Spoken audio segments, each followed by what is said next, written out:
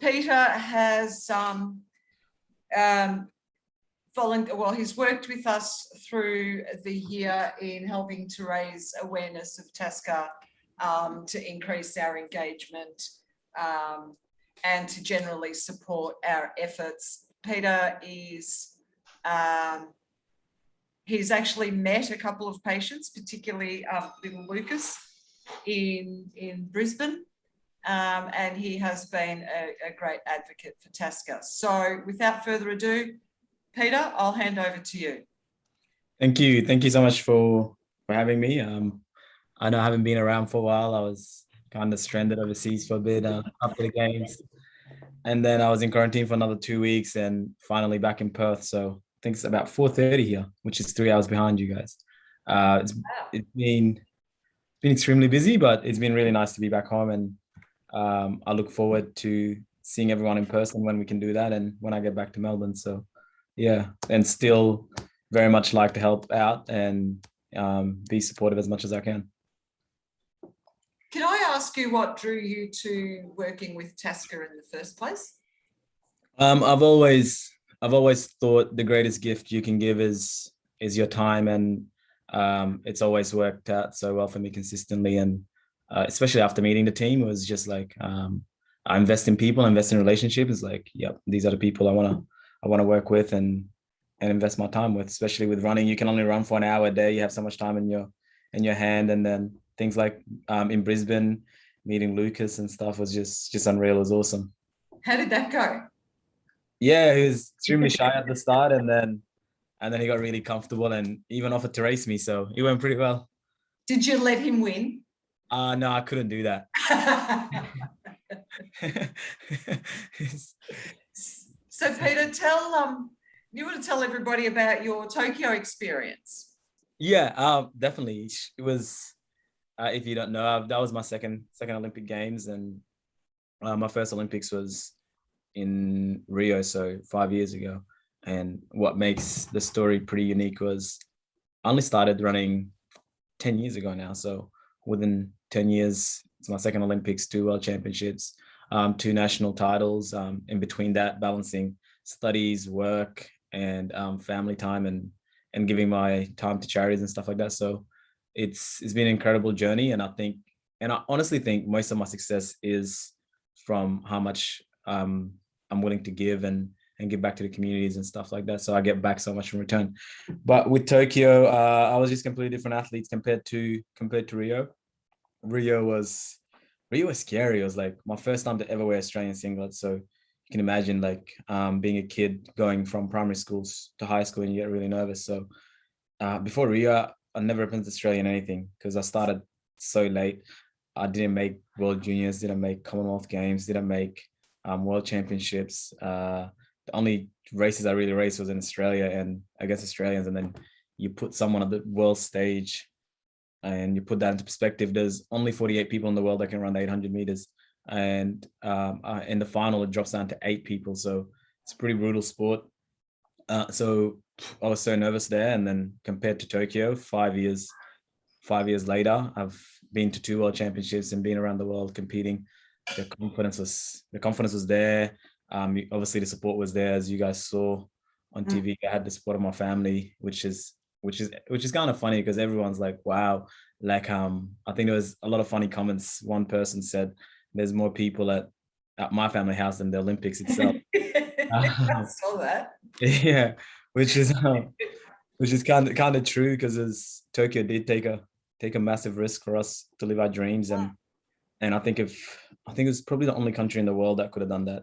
It was just during such a tough time, and it wasn't really about us anymore. It was just about the world and like there was a pandemic going on. So for me, I was pretty disappointed when 2020 didn't happen, and then I got used to it. 2021 was like, because when COVID first hit, you're like, oh, surely that's gonna finish within a few months. But after a year and seeing how much trouble it did and how much particularly disconnected everyone, like just in our own country, like especially because my family's from Perth, and like Perth would lock you out of the country and you couldn't see your family. And then in Melbourne, like some of my neighbors lived across the road and they went on lockdown and I was on lockdown. So it disconnected so many people. And so for Tokyo to put that together and reunite everyone was just like, well, like I'm here to kind of just enjoy it. Performance is a bonus, and luckily for me, I did perform. Although my goal was to win, finishing fourth in the world, and being the first Australian in 53 years to make the final. And you always reflect back on like 10 years ago, I didn't even know running was a sport. Like, honestly, when my teacher suggested me I should do running, I said, no, that's ridiculous. Like, who wants to run by themselves around a track? And then 10 years later, you're fourth in the world. Or even reflect back 17 years ago, I came to Australia without a word in English, and now I'm actually representing the country. So it's good reflections to do that. And then the people that get behind you, I think one of the coolest story was, I went back to Germany after the Olympics to compete in a few races, and my phone was ringing at it was like 7 a.m. and I was like, who's calling me at 7 a.m.? I'm like not picking up. So I hung up the phone and sent an automated message and was like, sorry, I can't talk right now. And this person sent the straight away voice message back, and it was Scott Morrison, the Prime Minister. And I was like, wow, I really just hung up on the Prime Minister, and I told him I couldn't talk. So to have all of that together is like, man, we've come a really long way in it. And it showed me that sports is not just about the performance. And although I've spent last 10 years chasing medals, I think I've achieved way more than that, although I didn't even win a medal. So if there was a medal for fourth, I think I got it, because just how much impact and influence, and it's the way you conduct yourself, and it's the same principles I had since I was little, just to invest in these people and to care about others and just to be kind. Like, I might be the fourth fastest in the world in the 800 meters, but I don't have to be rude or mean to anyone. It's just being humble and being yourself at all time, at all costs. So it's just been so long to process all of that. And I'm sure you guys have so many questions, and I would love to spend some time answering some. Sorry. Yeah, other than that, it's been kind of strange coming back, and like Perth is not on lockdown. It hasn't really been on lockdown, and just getting recognized on the streets and people wanting photos and all of that is like, man, it's only like 800 meters. It only lasted for like 1 minute and 44 seconds. And like now these many people. So it's weird. It's not so much the 800 meters, it's the what it meant for the country, I suppose. Yeah. Can I ask you, just as a comparison in terms of, the atmosphere and all the rest of it, how did Rio compare with Tokyo? I compare it two ways.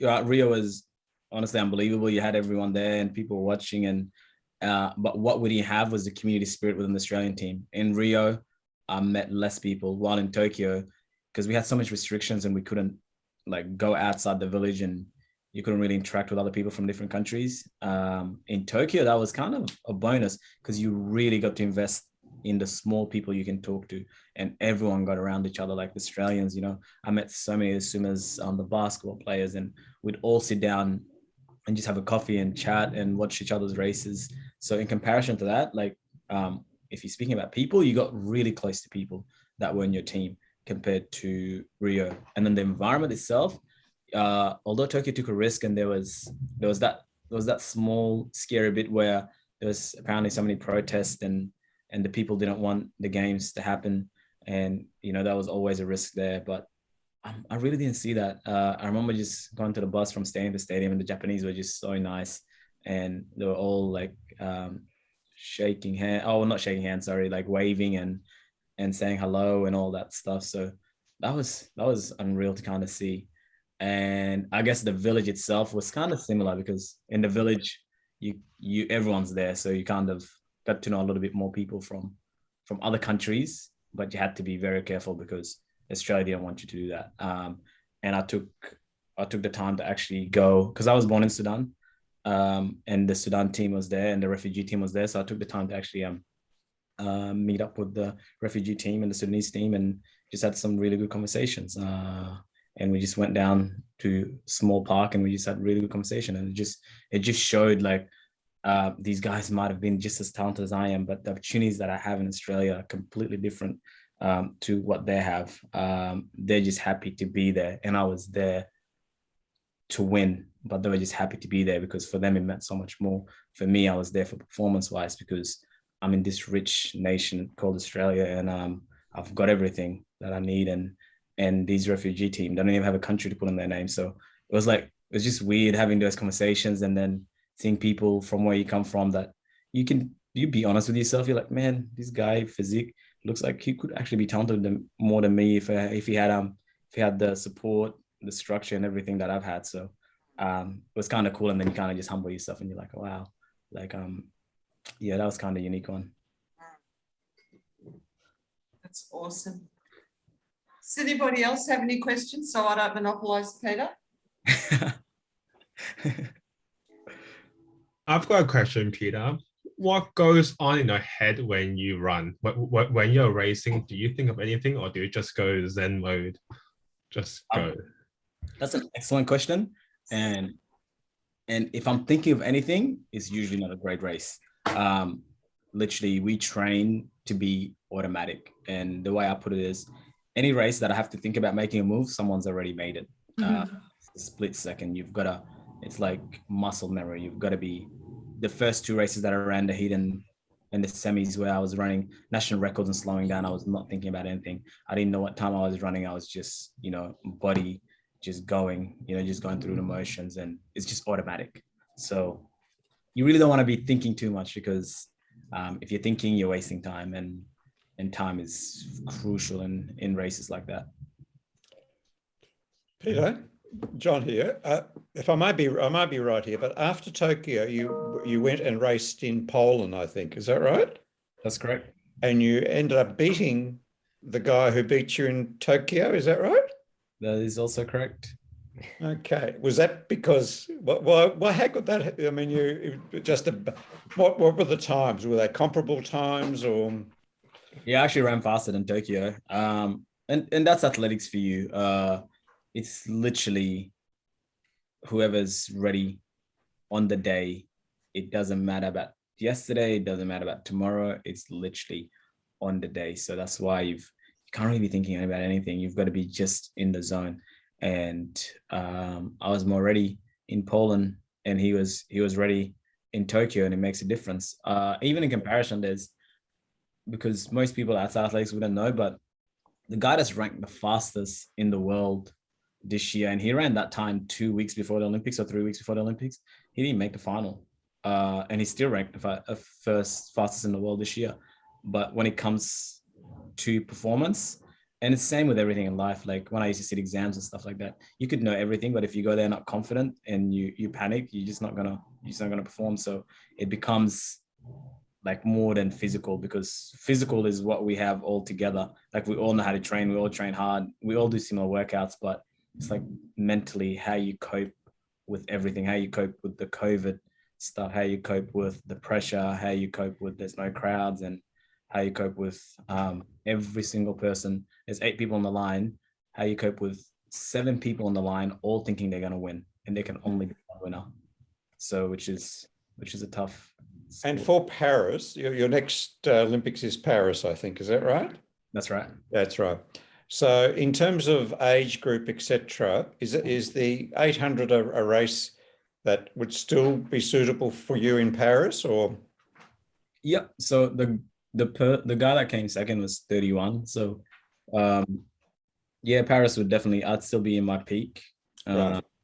Yeah. So I'll still be targeting the 800, and that's honestly probably the last Olympics I'd do, regardless of what shape I'm in. It's what I decided to end in Paris. Lovely. Thank you. Lovely. Hello, my name's Diamanto. Congratulations on your wonderful race. It was a real inspiration watching it during the, lockdown in Melbourne, and just watching you and your presentation was amazing. So well done. Who inspires you? Have you been inspired by anybody in? Yeah, so it always comes back from my childhood. So I've moved around so much. It goes from Sudan to Egypt to Toowoomba, Queensland to Toowoomba to Perth to Melbourne. And every single movement I've had I've had one thing consistent, and that's my family. So I've always looked up to my older brothers, and then when my younger brothers came through, and my parents. As an athlete, I always looked up to Muhammad Ali, and I always looked at athletes that could do more than just sport. They were doing so much more for the community. So people like Muhammad Ali that we're trying to change something, trying to change the narrative and everything. So that's who I looked up to the most probably in sports, Muhammad Ali. And then another good story was when I was in Rio, and I was just a little boy, nervous. I'm at the track and everyone's there training, and I'm just analyzing everyone. I'm like, who do I want to be like? And I look one side and I see Usain Bolt and the Jamaicans, and the Jamaicans, I don't know, I think culturally they just love music and love dancing. And before the game started, I was like, whoa, these guys acting like they already won the games, and it hasn't even started. And then I look to the other side, you have the East Africans, which is the Ethiopians, and the Kenyans, and they just look so shy and nervous. I'm like, these guys look, they're already lost. I don't want to be like them. And I looked at the Australians, they look kind of tense and confident, a mixture of everything. And I was like, who do I want to be like? And I said, well, I want to be like the Jamaicans, and I want to be like Bolt, because his confidence is just wow. And then at the end of the championships, up on reflection, I was like, man, those Jamaicans did do well, and the Australians did well, and so did the Kenyans. All those same shy people that they want to be like, they're still dominated when they come on the track. And it just comes to personality and your culture and how you are. And the most important thing is to be yourself. You can gain so much insight and motivation and inspiration from other people, but the goal is not to try to copy anyone. And for that reason, I've always kind of kept a little bit to myself. So I've always tried to believe in myself as much as possible and look up to myself, because my mistakes are going to make me who I am. It's really wise. Thank you. Good stuff. Does anybody else have any questions, Peter? I have a question for Peter. Hey, Peter, it's Robin here. If you would not be running, what other sport would you be playing? I love basketball. So I went to school on a basketball scholarship. So I was playing that up until 17. I was playing up until 19. And yeah, I love basketball. Probably that, or ultimate frisbee, something fun. Yeah. So AFL's out. Yeah. Oh, fair enough. So, Peter, how, as a mother, how difficult was it for your parents to not be in Tokyo? What was the first thing they did after the race was over? I guess it was tough, but at the same time, I've got such a big family. To get them all to Tokyo was always unrealistic. And they kind of like, they just kind of had their own, like I remember sitting there after my heat and watching them, and in the semifinals, all of them at home. I was like, man, that's probably the best place to be right now. So I feel like they just, did what they could with what they had. And they had a lot compared to the rest of Australia, because they went on lockdown. So the whole family would get together in one place and kind of watch and make it seem like it's real. I was kind of like, I knew the whole Australia was on pause, because it was a really late race. So I was kind of feeling for them. And like my sister, she was panicking and stuff like that. I was like, it's okay. Like I'm the one racing, like it's okay.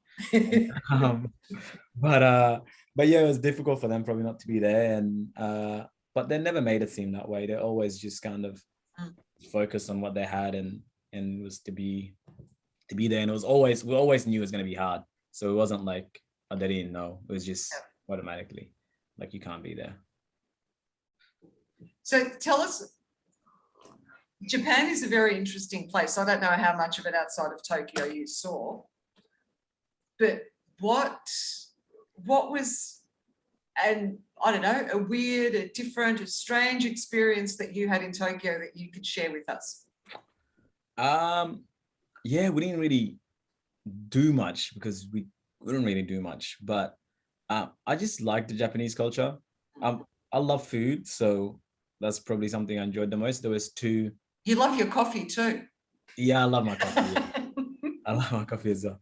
So, and the good thing is Australia team like had a barista. They flew down a barista for us, and that was pretty cool. Nice. That was real nice. But there was two food courts. There was the international food court, which is open 24/7, had everything, and there was a Japanese food court, which is all Japanese food, and that was awesome. Like I just kept going back and forth on that. So what they did really well was just the food, just having it in Japan, seeing it made in Japan was just something different about it. Especially because you come to Australia, we have so many different cultures. Sometimes you don't really think about Japanese food in particular or anything like that. but when you're there and you see it, it's like, wow, this is really cool. And the people are just really nice. It's they're always like just smiling and saying hello, and I was like, what? Like, is anyone here like experiencing this pandemic or what's going on? They just seem so nice and like really wanted to help. And I think the only disappointing thing is the fact that if it wasn't a pandemic, that would have been probably one of the greatest experiences because you got to interact with the people, have them come watch. Like we're talking about a country that took a risk to host the Olympics and weren't even allowed to come and watch it. So like that would have been unreal if they could be there and could watch it. And I'm sure they would have supported everyone the same as their own. So you didn't get to say much outside of Tokyo. You wouldn't have, would you? No, we weren't literally allowed to do anything. The only thing I did, and it was just kind of blackmailed the AOC, was I did a press conference and I said I'll only do it if you take me to a basketball game because you weren't allowed to watch any sports. And so they let me watch the basketball games. So I watched Australia versus the US, and it was just unreal because the stadiums were empty and you could see, like, basketball is my favorite sport, so you could see all the players and you could hear every single thing they're saying because it was just quiet in the stadium. There was no one. So that's the only time I got out of the village. What does a day in the life of Peter look like? I wake up pretty early. I always have some coffee. So yeah, I'll get some coffee. It depends on the day. I do a lot of the speaking stuff, so I usually have some there. I train once a day, but on the Wednesday and the Friday I train twice. So if it's Wednesday, for instance, yesterday I'd wake up, go for a jog, get some food. Since I'm home, I take that time to spend a lot of time with my family. So I drop my sister off to school and stuff like that. I love reading, so I do a bunch of reading, and then I'd come back home, rest, and then go to the gym in the afternoon and come back for dinner, kind of thing. So a little bit involved, Peter, with any other organizations or charities? No, not at the moment. I'm just like helping a lot more with different workshops and stuff like that. So Basha Hooley has a foundation, the football player, AFL, and I do a lot for him, workshops with the kids on, his foundation is great because it's what I believe in. He's got this sports foundation, but he's teaching them to be human first. So we do a lot of workshops on goal setting, resilience, and just how to be a good person. So I join on all of those workshops and lead a few of them. So I do a bit with him, and then there's a few Sudanese stuff that I help with because I'm Sudanese. So I used to do Sudanese Saturday school, and that's just helping Sudanese kids with their homeworks on a Saturday because, and for me, that was important because when I first came to Australia, my parents couldn't really help me with stuff like that because they couldn't speak English. So I do realize how important that is for those kids. So I did that when I was in Melbourne and when it was open. And I think it helped the kids a lot. And eventually the parents started joining in because, they couldn't really speak English either. So it was actually perfect for them to start learning too. Yeah. This is Shakil. It's really great to hear from you, mate, and especially having this opportunity just to listen from you, being a Tasker member, and in this small set of audience, it's a privilege, I would say. Thank you. And you inspire me a lot. The way you have presented yourself, the way you're conducting yourself, it's not easy. I'd say, especially when you're successful, being humble is one of the difficult things to be. So thanks, mate. You've done really well. Thank you. I appreciate that. I think we can all share Shakil's sentiments. It's absolutely awesome. Does anybody else have any questions for Peter? What's next? What's next? Yeah. That's a great question. I think everyone, I was at the Parliament House yesterday and for the Olympics return thing, and the most common question is like, what's next? And I honestly just operate on the moment. Like I said, long-term goals, which is I guess Paris and stuff like that. But I do understand that's such a privilege. Like, our sport is like 3 people per country, 48 people in the world to make it. So I understand I can't focus all my energy on that, and I got to stay on the present. So what's next for me is literally as small as just getting back to training. And I'm back to training right now. We've got nationals in April, so I've got to do that, and then I've got Commonwealth Games next year before Paris, and I've got World Championships next year as well. And then the following year I've got Commonwealth World Championships again. So the next 3 years are strong 3 years, and that we have 2 World Championships, 1 Commonwealth Games, and 1 Olympics, all coming up in 3 years. And that's why it's like a dream to finish those 3 years medaling at all these championships and just be like, yep, I'm kind of out. So yeah, so I guess that's what's next. And being home right now is just spending time with the family, because that's something I cherish. That's one of my strongest values, and I don't get to see my family much. And now that I'm in Perth, I just got to take advantage of that. I don't have to be on the phone to call them or anything. I could be just right here, because sometimes, you know, when you are home, you kind of take it for granted and you're like, yeah, they're just around. But honestly, like, make yourself a goal to get out. I've got a pretty big family, get out and just spend time with each family member, or spend time with them together and go out somewhere, rather than just being all home together and locked in your own rooms and stuff like that. It also, that kind of thing also makes you appreciate, I guess, the emotion that they went through. So, you know, your parents, my parents, many of us who have non-English speaking backgrounds, that leaving their own country to go somewhere else, and it brings families closer together, doesn't it? Absolutely. And my family's been huge on that. It's in a sense that I'm pretty quiet. I don't like the media and all the hype. And it was part of the decision. I decided to go to Europe and not come home straight away, just to let everything die. But my mom would always say, like, nah, let the media come. Like, this is great for our community. You should see the kids. And it's like, this is what we need. We need this motivation, and just buckle up. Like, just try to handle it for a few weeks and stuff like that, because we need this stuff for the community. We need them to be seen. We need you to be seen, and we need all of us to be seen. And I remember I was in quarantine, and my mom said, we're having a massive barbecue for you. And I was like, yeah, just one. And my dad is like, yeah, just one. And my mom's, I could hear at the back, she said, don't tell him that. We need to have as many as we can. He's been in quarantine for 14 days. He hasn't seen anyone. Like, he's rested enough. And so I just understand how massive it is just for that individual small community of the South Sudanese or the African communities. And that was one of the things in the interview, was like, you know, the South Sudanese community and your community must be so proud.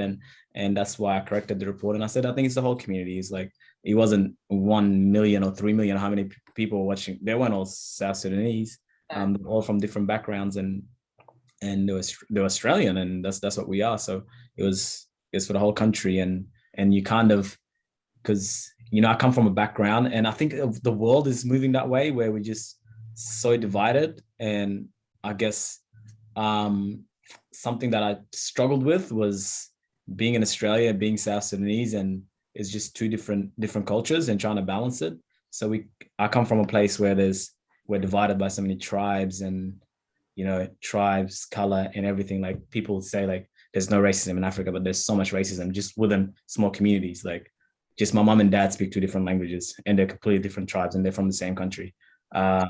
So like in Australia, where you have everyone speak English, it's easier to kind of keep everyone together. So that's why I was like, nah, enough. We can't keep dividing people. You know, let's just all be one big community and embrace where you come from. And that's right now, me embracing the South Sudanese community and all that stuff, and doing the barbecue for them, and signing stuff for the kids and all that stuff. Yeah. That's I have a couple of questions for Peter, if I may. Yeah. Hi, Peter. My name's Mary. You said you enjoy reading. So I was going to ask you, what do you like to read? As question number 1. Mm-hmm. And secondly, I was going to say, what are some of your longer term goals? Yeah, so I read everything. So, and it's cool reading different books and different genres. So one book I read that was pretty interesting was Trevor Noah, Born a Crime. And because my sports takes me so many places, and athletics is unique in a way, like you could just take your shoes anywhere and train. So one time we're in Europe and I read this book, Trevor Noah, and it's like on racism, and and he did it in a way that's like you could take it in a humor way because he's a comedian, and he's talking about the racism and division in South Africa. And I was like to my training partners, let's go train in South Africa. Let's see what's this book is about after reading it. And I went to South Africa. I was like, whoa, like this is kind of crazy. Like everything in that book, like I was sitting there like reading it and laughing. It's like you get there, it's like, whoa, like they are really divided. They are really three different races. There is the whites, the blacks, and the colored people that are it's just so separated. And you have all these experiences where my coach is Australian, and Joseph, my training partner, is South Sudanese. We'd walk together and we're smiling and we're laughing, and everyone would just stare at us. It's like it's not meant to be. It's like we're not meant to be joking around with him like that. So it's like, whoa. So I enjoy reading those kind of books. And then like right now I'm reading a book called How the World Thinks, which is pretty good. Again, it's different perspective and different ideologies and from all different countries and stuff like that. It speaks about like Australians, Indians, everything, and like the different cultures and how the world thinks based on their own cultural experiences and where they live and stuff like that. So, Okay. and then it makes you kind of understand people a lot more, like, and appreciate the differences in a way because you already know and you kind of read about it. If you're not, if you don't have the ability to visit the countries and stuff like that. And then long-term goal, post running, I did study construction management. I worked as a civil engineer for a year, but I don't know if I want to go back to that, although I do enjoy it. I figured I want to be somewhere where I can provide a lot of value and it would have to be with the people. So I think civil engineering, there's so many people that can do it, and so many people would have the skill set to do it. But probably where I'd fit in most is maybe create my own job. And I don't know what that looks like, but I have 3 years before I retire to figure out. Well done. Good luck. Thank you. Okay, on that positive note, thank you so much for your time, Peter. When are you back in Melbourne?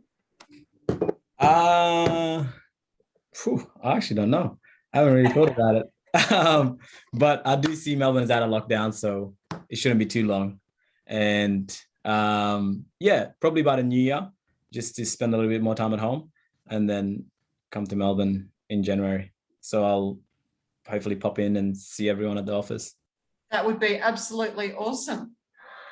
Yeah. Thank you once again. No problem. And thanks for having me. Thank you so much. Peter? Bye.